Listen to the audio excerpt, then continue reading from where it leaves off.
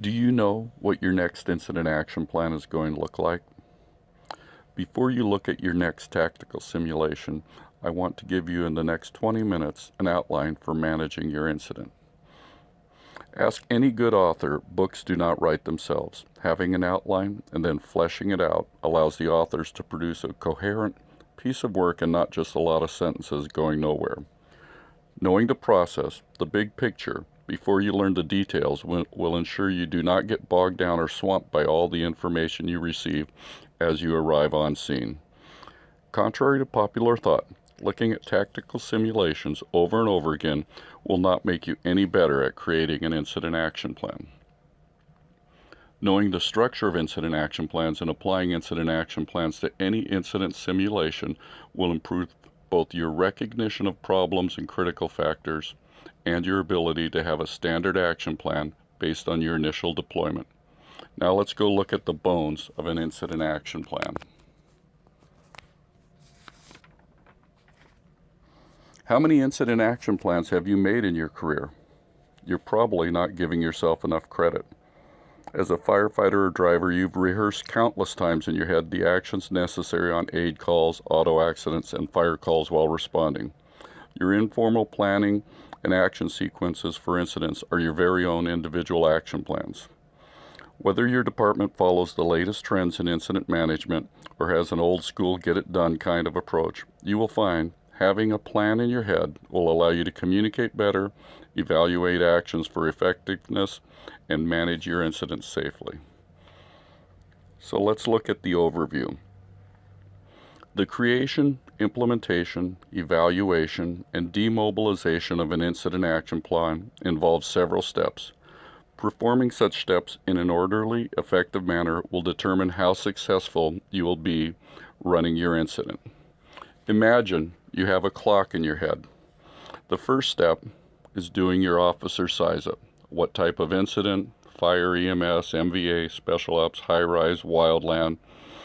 Do a risk analysis and start your action plan. The second thing, or the second quarter hour of your clock in your head, would be your incident commander checklist. You want to have a checklist that's compatible with the nature of the incident and utilizes IFSTA and NFPA standards, a standardized list of staff duties. Number 3, you want to know how your incident is proceeding. You'll need operation benchmarks, again compatible with the incident and IFSTA and NFPA standards. Flow charts, scene diagrams.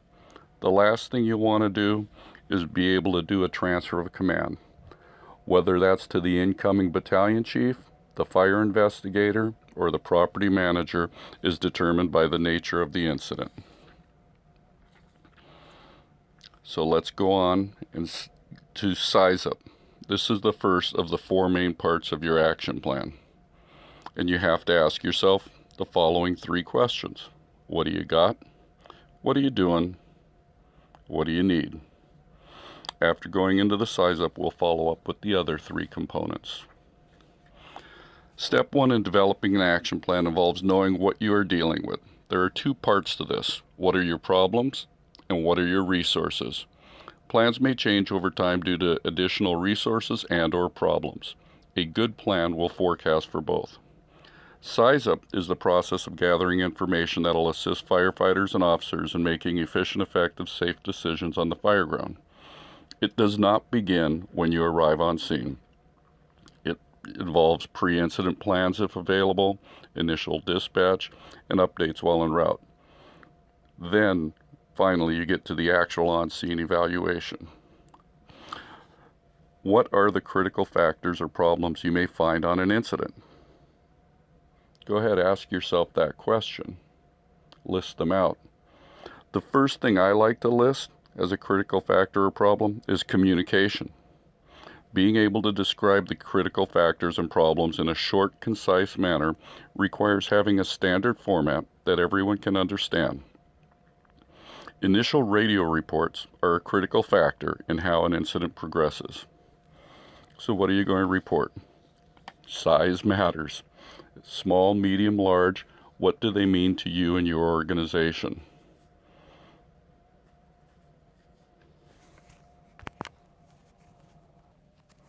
How do you describe the height of the structure?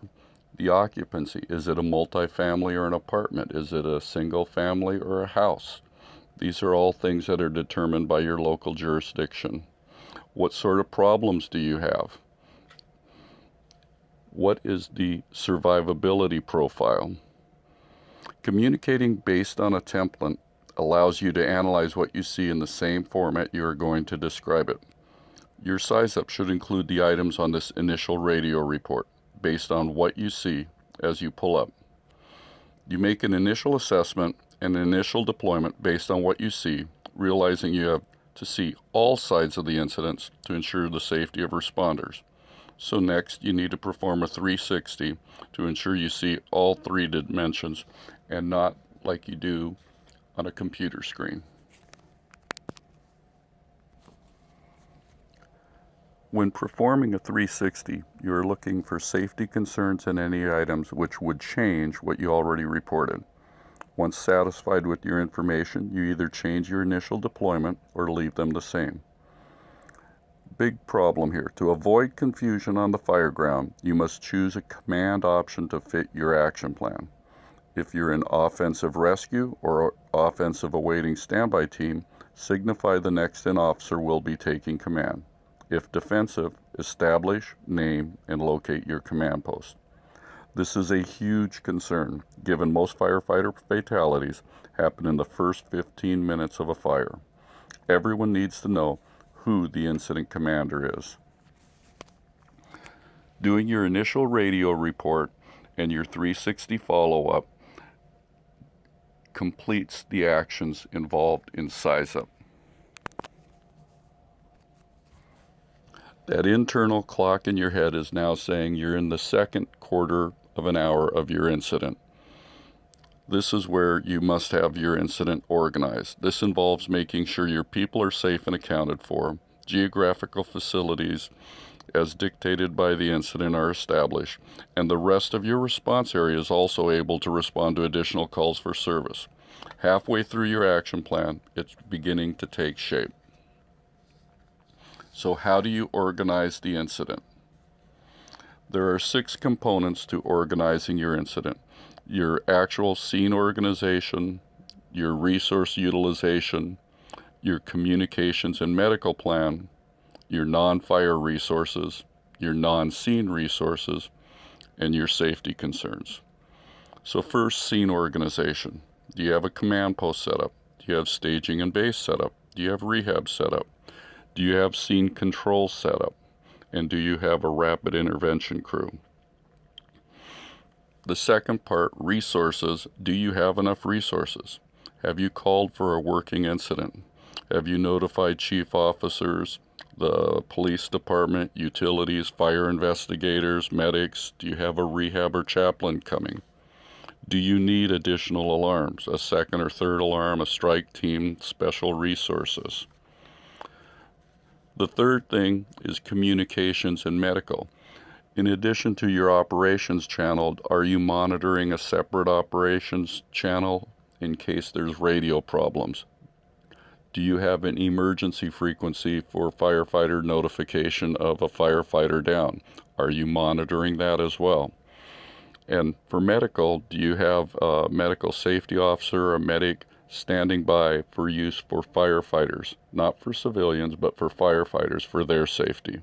Have you checked on airlift and hospital control? The fourth thing, non-scene organization. Do you automatically do a move-up when you have a structure fire?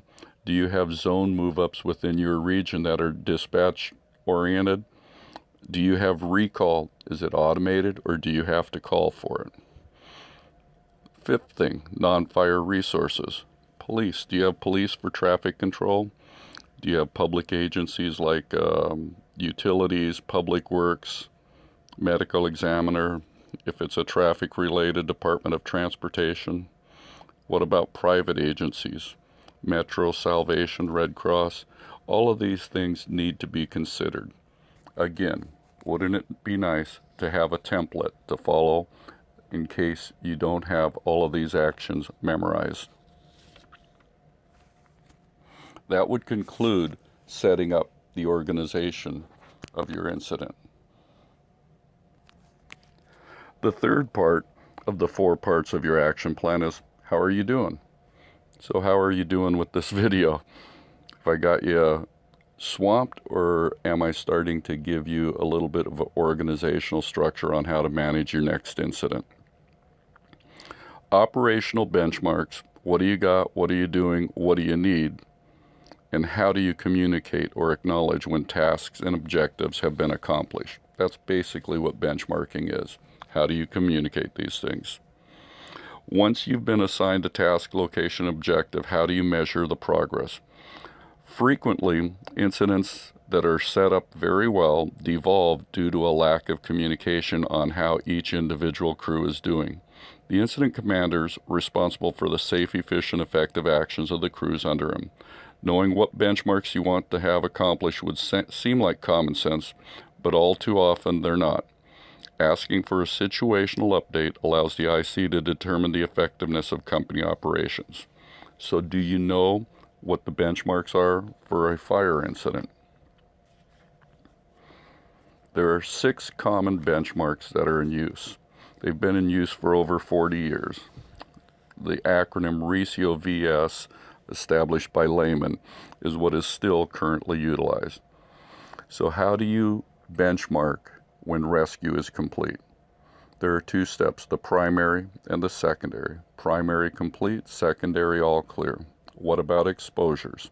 Have you identified them? Are you protecting them? Confinement. The benchmark on the radio for confinement is fire under control. What about extinguishment? I think we all know tap fire needs to be advised and a time benchmark established. It needs to be done on the radio. Ventilation. Not only does the task need to be completed, it needs to be verified as far as effectiveness. Salvage and overhaul. The radio report is loss stopped.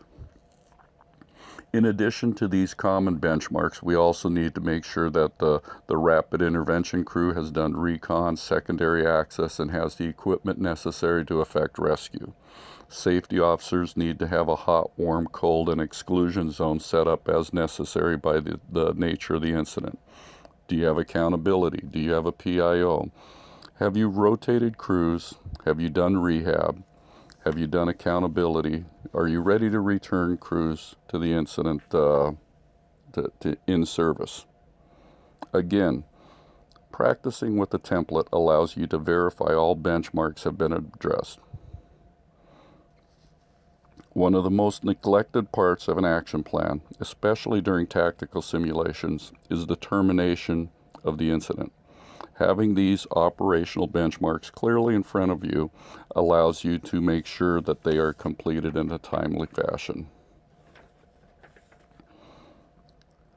To terminate an incident, you need to make sure air monitoring is done, a fire watch is completed, overhaul completed. Have you turned it over to the investigator or the owner? Are you doing a critique with your crews? Do you have a public information worksheet? Do crews need to do an observation report? In conclusion, you now have a standard format on how to do a size up, how to organize yourself and the incident, benchmarks that are universal, and how to terminate an incident. With new technology, accountability, scene diagrams, and organization charts are more and more automated. Even though such tasks can be done with a click of a mouse, it's important for the ICS to know how it works. Always think ahead. What if the incident escalates? What if more resources are needed? What responsibilities will you delegate? And how will you communicate as the organization gets bigger? I've included a couple of org charts here. The organization charts may be for an initial deployment with empty boxes similar to the ICS system that allows you to expand the incident as the nature of the incident or the resources grow. Being able to fill these out in an organized fashion will allow you to efficiently and effectively control the incident. This second incident might be an urban response, a second alarm response in a suburban area, or a county-wide response, depending on the resources you have available. When it all gets a little much, the studying, the calls, the critique, remember one thing. All incidents are self-mitigating over time. We're just there to make sure that people are safe and that we can efficiently and effectively reduce that time frame to reduce the amount of damage and loss